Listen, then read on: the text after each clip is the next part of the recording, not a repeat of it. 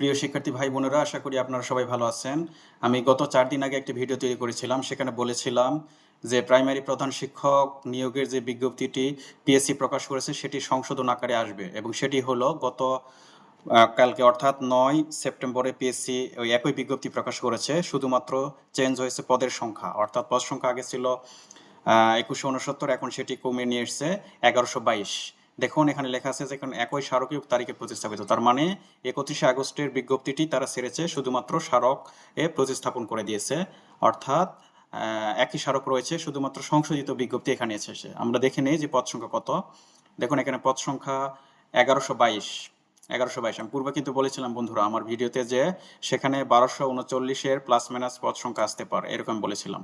কিন্তু সেটি কিন্তু হলো, দেখেন কমে গিয়ে 1122টি এসেছে। আর সবকিছু ঠিক রয়েছে আগের মতোই, অর্থাৎ পরীক্ষাতে অ্যাপ্লাই করার সময়, তারিখ, পরীক্ষার সিলেবাস সবকিছু ঠিক রয়েছে।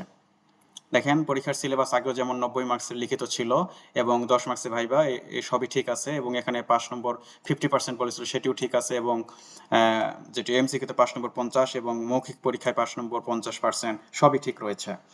এবং পরীক্ষার ফি যেগুলো ছিল সেগুলোও ঠিক রয়েছে, শুধুমাত্র আমাদের চেঞ্জ হচ্ছে পদ সংখ্যা। এবং এখানে আমরা আরেকটি বিষয় দেখে নেই যে আবেদন করার তারিখ এবং সময়। আবেদন করার তারিখ এবং সময় দেখেন 21 সেপ্টেম্বর, অর্থাৎ চলতি মাসের 21 তারিখ থেকে দুপুর 12টা থেকে আবেদন করা যাবে। আর আবেদনের শেষ তারিখ হচ্ছে 20-10-25, অর্থাৎ 20-10-25। দেখুন 20-10-25 অর্থাৎ পরের মাসে, অর্থাৎ অক্টোবর মাসের 20 তারিখ পর্যন্ত সন্ধ্যা 6টা পর্যন্ত এই সময় রয়েছে। তো বন্ধুরা আমি আগে কিন্তু বলেছিলাম আমার ভিডিওতে যে বসে থাকা যাবে না, যেহেতু পিএসসি নিয়োগ বিজ্ঞপ্তি ছেড়েছে, অবশ্যই বিজ্ঞপ্তিটি সংশোধন আকারে আসবে, সেই অনুযায়ী আপনাদের প্রস্তুতি নিতে হবে, এবং সেটি কিন্তু হলো। তো আমি আশা করবো আপনারা ভালোভাবে বুঝে শুনে প্রিপারেশন নেবেন, এখন থেকেই পড়াশোনা শুরু করে দেন এবং কৌশল হয়ে পড়াশোনা করুন।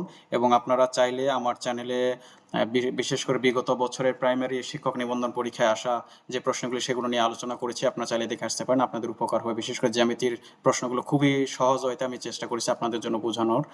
আর আরেকটি বিষয় আমি বলেছি যে এ সম্পর্কিত আপনাদের সামনে আমি ভিডিও নিয়ে আসবো, যে প্রাইমারি হেড টিচার নিয়োগ পরীক্ষা কিভাবে ভালো করা যায় পরীক্ষাতে, সে বিষয়ে আপনাদের সামনে আসবো। তো সে পর্যন্ত ভালো থাকবেন, আপনাদের সকলের সুস্বাস্থ্য মঙ্গল কামনা করছি। আল্লাহ হাফেজ।